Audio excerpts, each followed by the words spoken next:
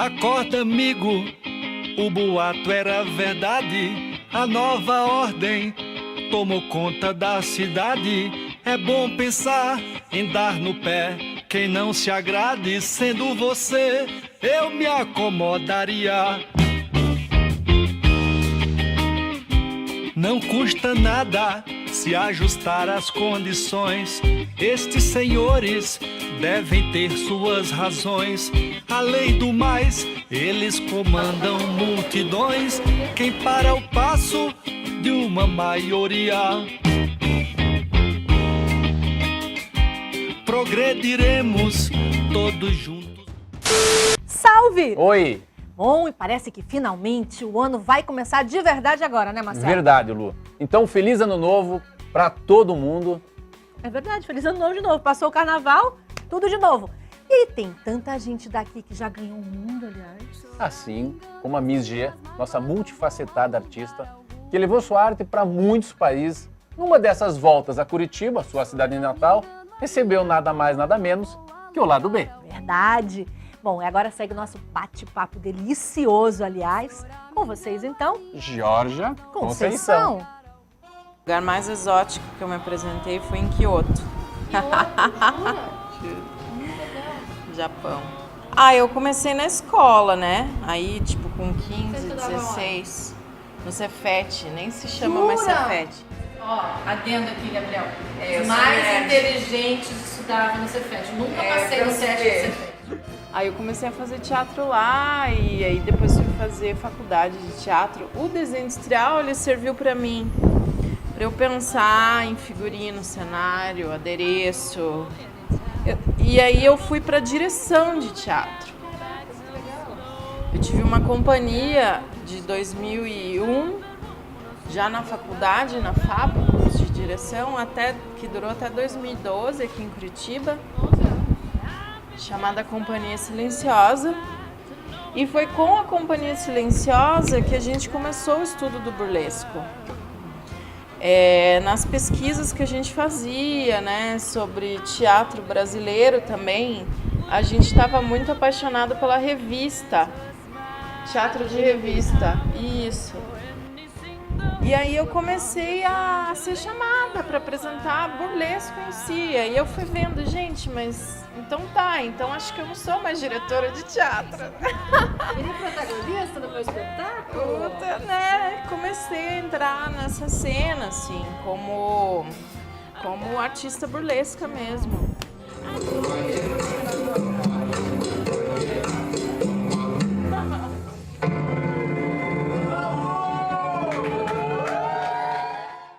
O burlesco tem um pouco de relação com o circo. Faquiresas são as mulheres. Tinha muitas mulheres faquiresas no Brasil. São artistas, de certa forma, meio marginais, assim, que ninguém nunca pesquisou. Porque o nome burlesco, essa arte, o jeito que ela é chamada desse jeito, vem dos Estados Unidos. Na verdade, assim, contemporaneamente vem dos Estados Unidos, mas remete a coisas bem mais antigas, na Inglaterra, na França. Uma cena underground, assim, que não tá nos teatros oficiais. Ela nasce nos lugares mais obscuros, mais proibidos, né? No cabaré.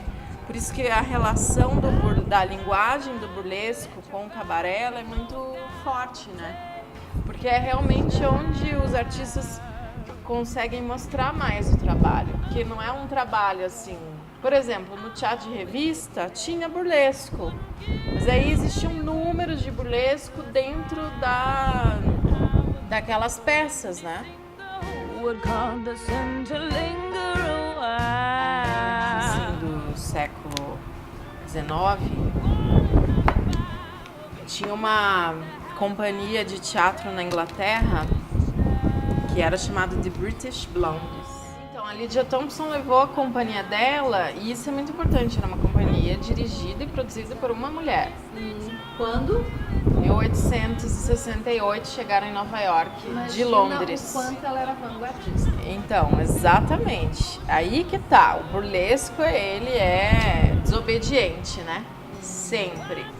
como o público era bem rústico, vamos dizer assim, né?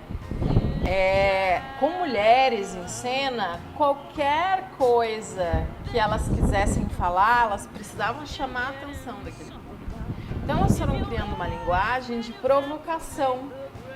E nisso incluía, claro, alguma coisa, uma brincadeira de sensualidade. Para chamar atenção. Mas isso é muito político, você entende, nesse aspecto? Porque é uma maneira da mulher se empoderar daquela cena.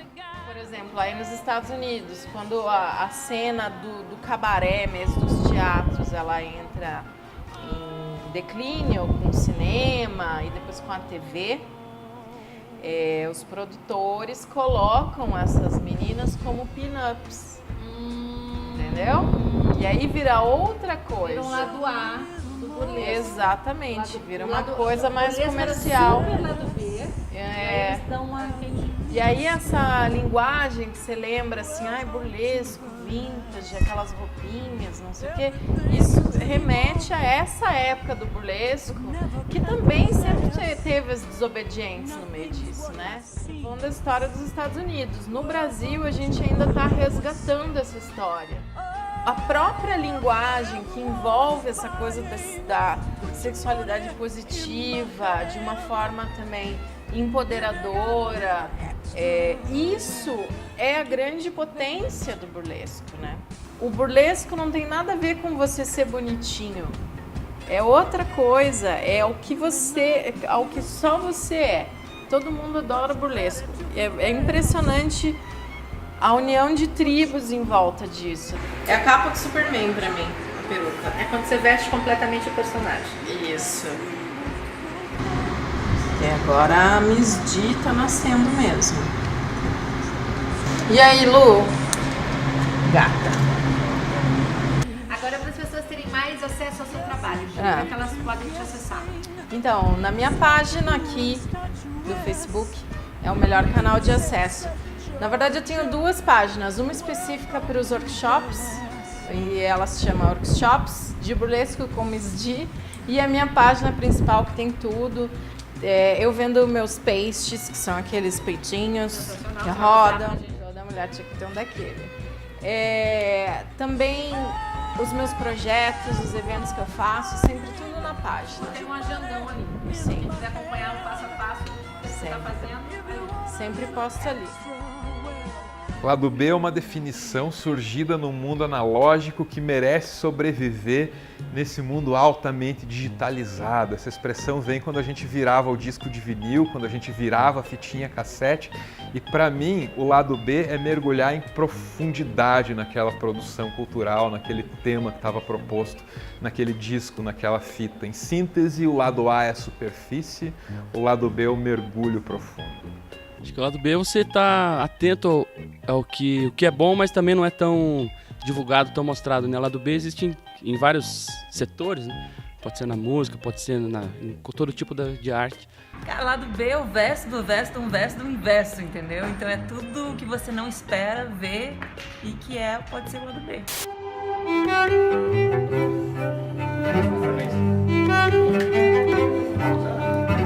Definir arte é bem difícil, né, Lu? Porque é algo que vem da alma, que aflora, fica complicado de dimensionar o tamanho. Mas tentando entender e explicar, solta o nosso primeiro vídeo selfie de telespectador definindo o que é arte. Oi, Lu. Então, o que é arte para mim? Arte para mim é a cura, sabe? Eu acho que é a cura, não só a cura interior, como a cura para a humanidade, né? Porque a arte, ela unifica as pessoas, tanto a dança, a pintura, todas as expressões de arte, elas têm esse dom de unificar, né? Às vezes você olha para um quadro, uma tela ou uma expressão musical e você não conhece a pessoa, mas você vê o que ela tem de melhor ou a sua dor mais forte, você sente aquela empatia e a arte é maravilhosa, ela tem esse dom, é a comunicação da alma, sabe? Eu acho que para mim a arte é isso. Super obrigada, Sandra, pela definição e a todos vocês que têm mandado os vídeos selfies. Aliás, se você não se viu ainda, fica tranquilo que tem muito programa vindo aí com vocês concorrendo aqui. Um quadro da Nicole Gulin. Maravilhoso, Blaster. É Blaster. É sensacional. E vale sempre a mesma pergunta para essa promoção. O que é arte para você? Mande no 41 9176 3919. Nossa dica é que você mande o selfie na horizontal. Você grava seu vídeo selfie, manda pro nosso WhatsApp. E se você não tem WhatsApp, você acredita que tem gente que não tem WhatsApp? Manda como? Manda pro nosso lado B na TV, @gmail.com. Mas para manter o foco na arte, aliás, na sétima arte, né, Marcelo? Segue uma entrevista com uma moçada que a gente gosta muito, muito especial. Nosso cinema cada dia crescendo e aparecendo mais. Verdade, e a nossa editora aqui, a Janine, uma das nossas editoras, que faz com todo carinho o programa, vai ser nossa repórter apresentando a sua trupe. A trupe do Cormorã. Bonito isso aí, gostei. Cormorã, chique. Solta aí. Vai, Janine. Oi, Lu. Oi, Marcelo. Saí da ilha de edição e vim aqui, né, conversar com a minha turma do nosso filme premiado. Nosso amigo Beto Carminati, diretor. Cormorã é um thriller de suspense. É um filme muito bacana para a gente que fez e muito complexo por toda a trama do roteiro. E o ambiente possibilitou muito a atmosfera do filme, porque a gente tinha uma casa que ela, enquanto natureza cênica, ela já possibilitava muitos ângulos, um trabalho de fotografia primoroso, de luz e sombra. Janiszewski, que é bem fazer um som num filme, num longa de suspense desse, como a gente fez?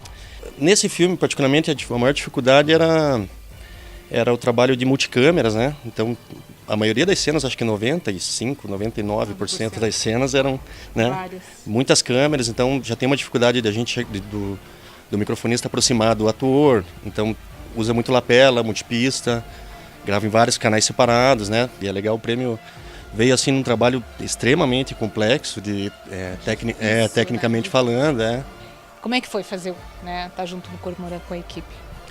Foi um trabalho bem legal de fazer. Teve muito movimento de câmera, que eu fiz o Steadicam do filme. Foi muito difícil fazer, mas foi muito prazeroso. Nossa atriz premiada, melhor atriz, né, do filme. Como foi o papel? Apesar de ter sido um filme de suspense, foi muito divertido fazer esse filme. Claro, eram cenas muito difíceis, exigia muita concentração. Fumaça, explica para mim um pouco essa definição de fotografia. Fotografia, ela é a parte da luz que ela tem que falar junto com a cena, com a interpretação dos atores. Enfim, foi um desafio grande, né? Que como vocês viram, as situações que a gente tinha que criar de luz eram bem complexas, né? Era tudo muito no limite. Tecnicamente foi complicado. Conta um pouquinho da história, né, dos dias lá de Cormorã em Irati para mim. Tá.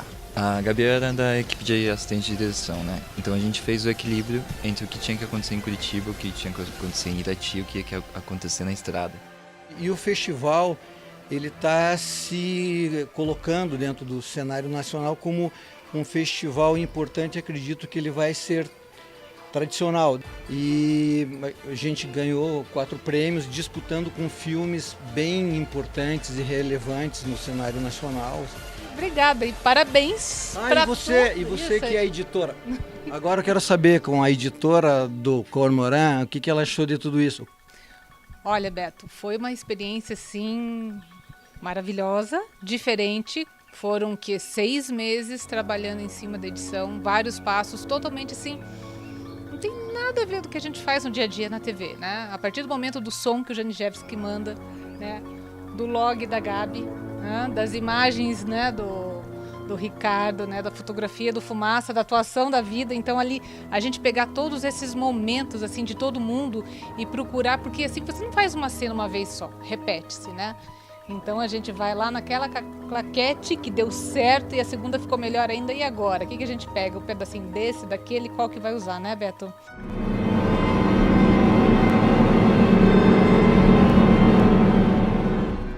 E o Cormorã não é um cinema americano que você já sabe o que vai acontecer, né? Conta pra mim. Na verdade, o meu filme é um filme irritante para um público que está condicionado a pegar um filme de gênero com todos aqueles movimentos de dramaturgia e da emoção do roteiro americano. A gente tinha um roteiro que se desenvolvia como um thriller americano. Só que eu não dou o timing da catarse, aquela coisa assim de você ter uma movimentação emocional da trama que chega a um determinado lugar que é o susto, que é a catarse, que é a descarga emocional. Quem for ver meu filme, reflita sobre o tema, sobre a técnica, sobre as possibilidades que uma expressão artística pode ter na relação com a vida. O lado B, para mim, é o lado belo, simples e criativo da vida. É realmente aonde a vida está acontecendo e, sei lá, é onde, de uma certa maneira, o futuro está sendo criado. É aquele lado que fica mais esquecido, mas que só os mais atentos percebem que sempre tem aquela pérola esquecida ali no meio. Super salve pro Beto Carminati, pros nossos cineastas locais, né, Marcelo? Pegando carona nesse mote, ainda na 7ª arte, o lado B apresenta quem? Paulo Biscaia. Oi Lu, eu sou Paulo Biscaia Filho, sou diretor de teatro e cinema com a minha companhia Vigor Mortis, companhia que se dedica a narrativas de horror, violência, desde 97, baseada aqui em Curitiba. Eu não gosto de dizer que é macabro ou horrível, é um interesse, faz parte da humanidade, faz parte das idiosincrasias desta coisa que chamamos de humanidade. Negar isso é ingênuo e justamente por ser esse tabu é uma das coisas interessantes de estudar, de cavocar e de ir em lugares aonde nós não gostamos de ir muito. Por isso mesmo é muito bom de ir. A Vigor Mortis ela surgiu como um espaço para pesquisar e desenvolver essas histórias a partir da minha tese de mestrado em cima do Théâtre du Grand Guignol, um teatro de horror que existiu em Paris entre 1897 e 1962, que fez centenas e centenas de peças de horror, a maioria delas baseada em psicopatas, assassinos, e outras delícias desse tipo. As artes elas são híbridas hoje em dia e não adianta você querer trabalhar com um pensamento de purismo. É legal essa miscigenação, eu gosto bastante. Uma vez eu fiz uma peça que era uma atriz só, o Garotas Vampiras Nunca Bebem Vinho, e ela contracenava com outros atores em projeção. Uma resenha, quando a gente apresentou no Rio de Janeiro, falou que o que aconteceria se, por fim, retirássemos a única atriz que sobrou no palco. E eu só olhei para aquela resenha e disse, já existe, chama-se cinema. Mas não é isso que me interessa, gosto muito desse lugar crepuscular entre o cinema, o teatro, os quadrinhos, o videogame e outras obras. Várias fórmulas de sangue que a gente experimentou, com vários materiais diferentes. Esse ano que passou agora, eu tive uma ajuda de um projeto do Sebrae para desenvolver uma fórmula definitiva para usar para a gente e também para comercializar. E que foi a amostra 155 de todas as amostras que a gente pegou, que foi a mais interessante. Mas arte é tudo aquilo que é chamar de arte, desde Duchamp e outros artistas que trabalham com arte conceitual, que isso já está absolutamente consagrado, né? Os ready-mades e mesmo os filmes de horror, que muita gente fala que não são boa arte, mas tem alguns filmes que são absolutamente obras-primas. Se vai ser bom para quem está vendo ou não é outra história. Mas arte é tudo aquilo que o autor chamar de arte. Lado B para mim é o outro lado do vinil. Eu sou da época do vinil. Quando você chega quinta vez que está ouvindo aquela faixa do lado B, você descobre que ela é muito mais interessante do que aquela faixa hit que está no lado A. E essa descoberta, esse prazer, esse contato, esse encontro, eu gosto muito de trabalhar com a palavra teatro é a arte do encontro. Esse encontro com essa obra, encontro verdadeiro, não um encontro rápido, mas um encontro aprofundado, faz com que tudo seja bem mais gostoso, interessante, bonito e duradouro. Caramba, parecia que ia sair sangue da tela. Ai, meu Deus. Você lembra que semana passada a Estrela disse que o Paulo também vai dirigir um videoclipe pra ele? Lembro, Lu. Caramba, o que vem por aí? A gente tá ansioso aqui querendo saber. Aproveite, tem muito mais no próximo bloco, mas aproveite para anotar nossos contatos. Por favor, manda contatos, sugestões, pautas e críticas pra gente. E selfies. Selfies, vídeo selfies.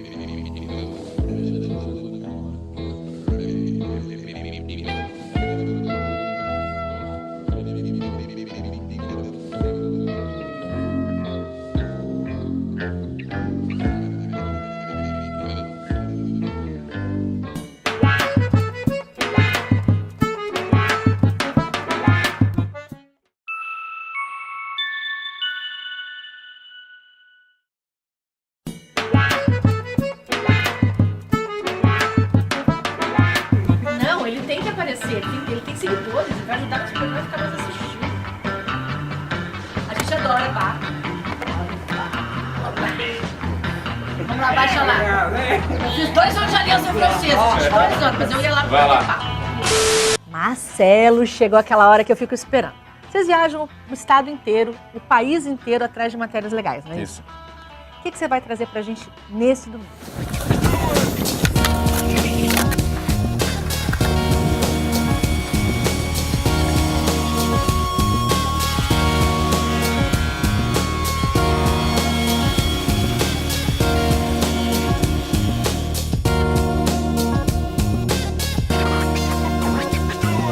A história do Toninho começou há 16 anos, na garagem de casa. Hoje, ele é capaz de produzir 35 mil shapes e de montar cerca de 15 mil skates por mês. A fábrica tem tecnologia de ponta e é a maior na América Latina. Como se não bastasse ainda, tem no quintal um skate plaza para a diversão dos funcionários. Toninho, o que é isso aqui? Esse aqui é o marketing? Aqui é a sala de criação, né? E o Maico, tá, que é o meu filho, né? Que é o responsável por toda a criação da parte da Cisco. E tem a minha filha também que trabalha com a parte, ajuda o Maico aqui na parte que, né, se formou agora, esse ano que passou, né? Em design. E ela ajuda o Maico, a Fran. Além também de cuidar de móveis sob medida que a gente também tem hoje aqui dentro. Já que a gente tem que fazer vitrine, fazer a visualização dos nossos produtos dentro da loja, a gente também pegou esse gancho aí e também tem essa parte que a gente produz. Tudo aqui sai a criação, desde o shape até o boné, sai daqui. E aí veio aquele desejo, aquele anseio de ser empresário. Apareceu o Marcos Maguila, que era dono da marca Amarra, né, que foi uma grande marca aí no passado, e que precisava fazer um produto. E ali tinha quantidade e era um produto. Eu tive que quebrar o muro da minha casa, né, para poder entrar com uma máquina e implantar essa máquina. Então você deixou os móveis sob medida para ir para o shape? Para o shape. E ali, um irmão meu realmente ajudou muito, porque ele era mecânico, ele era ferramenteiro, então ele me ajudou nesse processo. Mas graças a Deus, no 3º ano, a gente já conseguiu construir o primeiro prédio aqui, nesse local. Então, 99, 2016, vai completar 17 anos. Completou agora no final agora de 2015, 16 anos. Claro que a gente olha para trás e, poxa, poderia estar melhor.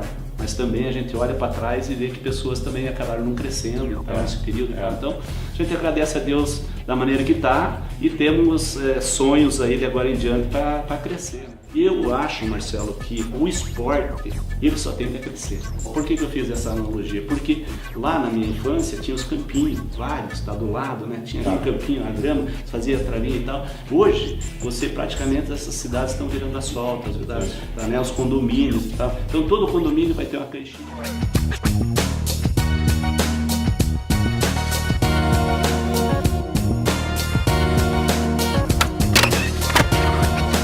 Bacana, né? Muito lindo, parabéns. Bom, aliás, parabéns para toda a equipe do MAC que está aí viajando, ralando, trazendo matérias lindas pra gente. Mas agora, nesse momento, nós temos uma estreia no programa. Tem? Uhum. Mas quem é? Haha, ele, o super, o inigualável. O próprio, aquele que falou com você durante essa semana e é da Prefis. Da Prefis, começa com C, Claudinho Castro. Esse mesmo. É esse mesmo? É com você. O grande Claudinho. O grande. Oi, Lu, tudo bem? E aí, como vai? Beleza? Então, hoje eu vou falar uma coisa bem legal. Vou falar sobre altura. E não vou falar de anão. Não. Tudo bem, o meu 1,17 m aqui, mas vamos deixar ele pro outro lado. Vamos falar de outro tipo de altura. Vamos falar de pessoas grandes.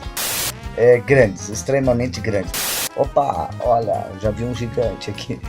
Agora tem uma coisa que a gente divide entre os grandes e os anões, né? Eu fui no Beto Carreiro, lá no parque, né? Eu fui num parque de diversão e tinha aquela, uma cadeira que subia assim e depois descia, e lá tava assim: proibido para pessoas menores de 1,26 m. E também para pessoas acima de 1,99 m. Oh yes! Não é só eu! Então, a sociedade é assim, altos e baixos. Tem gente que dá risada, tanto do anão quanto do gigante. Então, vamos viver aqui no meio termo, viver na paz, na tranquilidade. Um beijo, Lu! Um beijo! Tchau! Até mais! Tchau pra vocês! Um abraço! Fui! Até a próxima! Valeu, Claudinho, nota 10. E como já dizia o Cazuza, e o tempo não para. Não para, não. Melhorou. Não para. É isso, o nosso está acabando. Inclusive, aproveitando para desejar um final de semana incrível. Aliás, o restinho de domingo, começo de semana maravilhoso. Fiquem com Deus, cuidem dos seus e... Semana que vem tem mais. Se você quiser assistir algum dos nossos programas passados, acesse bandetvcuritiba.com.br. Até. Tuas ideias não correspondem aos fatos. O tempo não para. Eu vejo o futuro repetir o passado. Eu vejo um museu de grandes novidades. O tempo não para. Não para, não para.